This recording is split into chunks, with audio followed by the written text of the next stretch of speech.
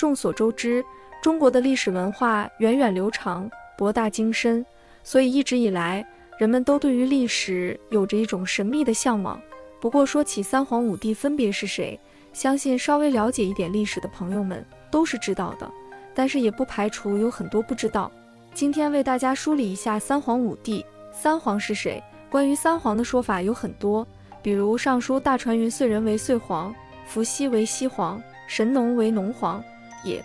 比如《史记·秦始皇本纪》说，天皇帝皇太皇为三皇，而帝王世纪和三字经以伏羲神农皇帝为三皇。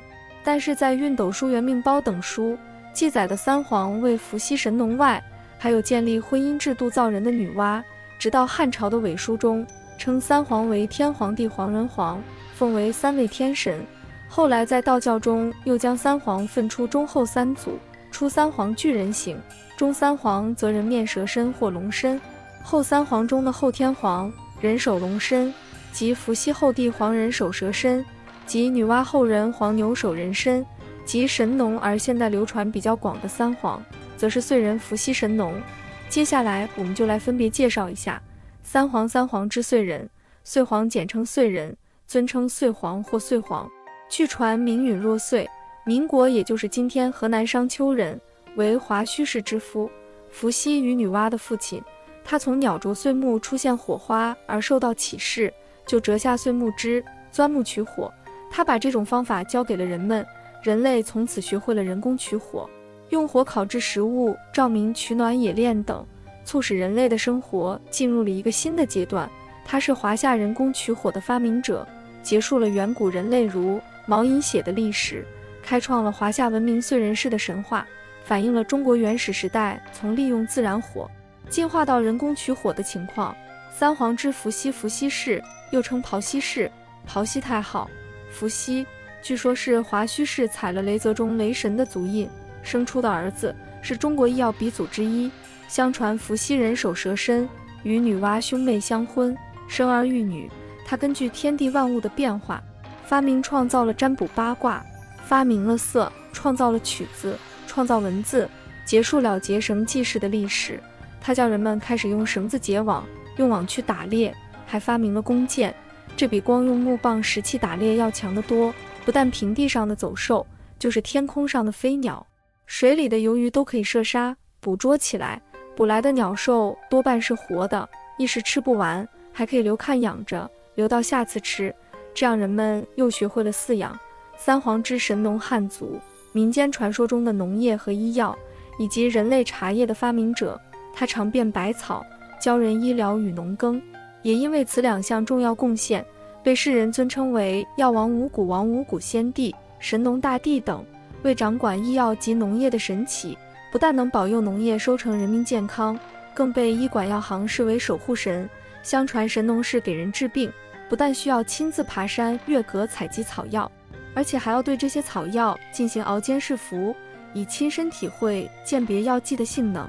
有一天，神农氏采来了一大包草药，把它们按已知的性能分成几堆，就在大树底下架起铁锅，放入溪水，生火煮水。当水烧开时，神农打开锅盖，转身去取草药时，忽见有几片树叶飘落在锅中，当即又闻到一股清香从锅中发出。神农好奇地走近细看，只见有几片叶子漂浮水面，水中汤色渐成黄绿，并有清香随着蒸汽上升而缓缓散发。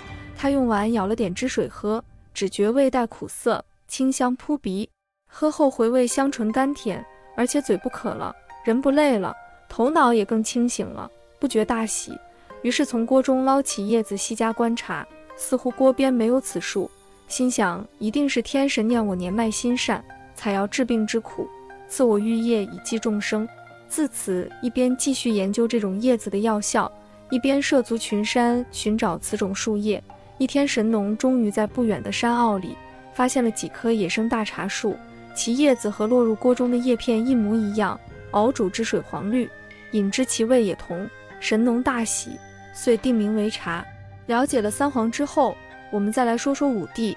其实关于五帝的说法也是有很多种，例如是本大代礼记、史记五帝本纪列皇帝颛顼帝库尧舜为五帝，而李继岳另以大号伏羲炎帝皇帝，少号颛顼为武帝。然尚书叙帝王世纪则是少号颛顼高辛，帝喾尧舜为武帝。而如今一般被大家所知的武帝，则是皇帝颛顼帝喾尧舜。那么我们再来详细说一说武帝。武帝之皇帝，古华夏部落联盟首领，中国远古时代华夏民族的共主，武帝之首，被尊为中华人文初祖。据说他是少典与傅宝之子，本姓公孙，后改姬姓，故称姬轩辕，居轩辕之丘，号轩辕氏，建都于有熊，亦称有熊氏，也有人称之为帝弘氏。皇帝生性灵活，能说会道，道德情操高尚，被拥为西北方游牧部族的首领。他联合炎帝，打败由蚩尤率领的九黎族的入侵，代神农而成为部落联盟的首领，成为皇帝。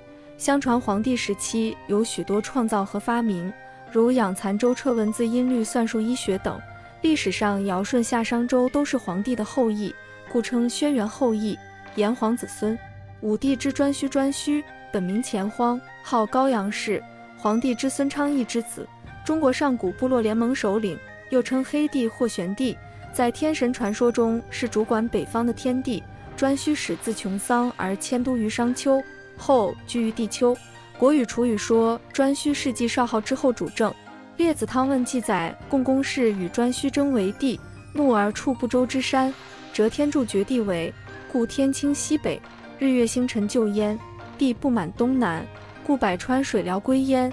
山海经大荒东经神话中说少昊、颛顼于东海，后来的舜夏秦楚都成了他的子孙，成为皇帝系下，与帝喾并列两系中的一系。颛顼即位后，进行了一次重要的宗教改革，被皇帝征服的九黎族，到颛顼时仍信奉巫教，杂拜鬼神。颛顼禁绝巫教，强令他们顺从皇帝族的教化，促进了族与族之间的融合。他在位78年，死时90多岁。颛顼子孙很多，屈原就是自称颛顼的后裔。武帝之帝喾，姬姓名俊，武帝之一，出生于高辛，皇帝的曾孙。中国上古时期一位著名的部落联盟首领，《山海经》等古籍中，天帝帝俊的原型就是帝喾。15岁受封为辛侯，30岁受禅即位，号高辛氏。其祖父玄霄是皇帝赐妃女节的大儿子，父亲名高吉，颛顼是其伯父。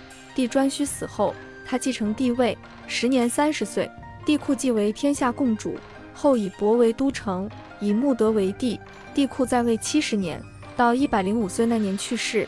帝喾非常喜爱音乐，他叫乐师贤黑，制作了9招6列6音等歌曲，又命乐锤做皮鼓、钟盘等乐器，让64名舞女穿着五彩衣裳随歌跳舞。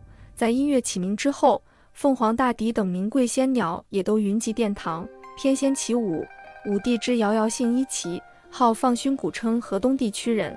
尧为帝彧之子，母为陈封氏，13岁封于陶，15岁辅佐兄长帝挚，改封于唐地，今山西太原，号为陶唐氏。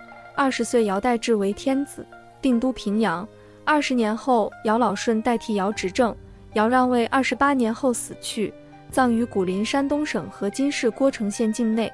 他命西河测定推求历法，制定40成岁，为百姓颁授农耕时令，测定出了春分夏至秋分冬至节气。传说尧由龙所化，对灵气特别敏感。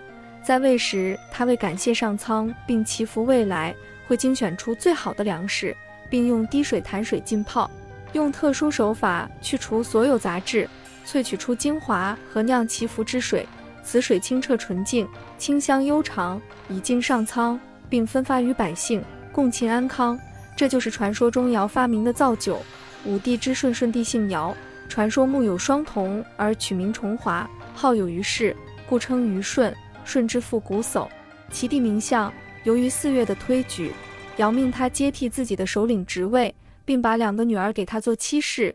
帝舜从小受父亲瞽叟、后母和后母所生之子相的迫害，屡经磨难，人和善相对，孝敬父母，爱护一母弟弟相，故深得百姓赞誉。相传帝舜时，九夷山出了9条孽龙，盘踞在盘龙洞九夷岩，危害百姓生灵。帝舜闻之难寻，走了3湘4水，看了五岭三山，终于来到九嶷山间。他带领百姓大战3年，斩杀了九嶷岩里4条龙，接着大战3年，斩杀了盘龙洞里的4条龙，又大战了3年，方斩杀了三峰10天湖池里的老蛟龙。帝舜连续苦战了9年，积劳成疾，终于病倒在三峰石下。在他临终之时，大臣高陶问他有何吩咐，他说不可厚葬，只要三峰石下选一黄土高地，瓦棺不一掩埋即可。最后他手指三峰石上的天湖池，龙驾归天了。以上就是书里的三皇五帝的内容，后面的影片里面还会讲到有神兽参与的皇帝与蚩尤的大战，以及颛顼共工驾龙怒触不周山的上古传说。如果你喜欢此类内容，请点赞关注转发我的频道。如果你有想要了解的上古神话的内容，欢迎在评论区留言。感谢观看，我们下期见。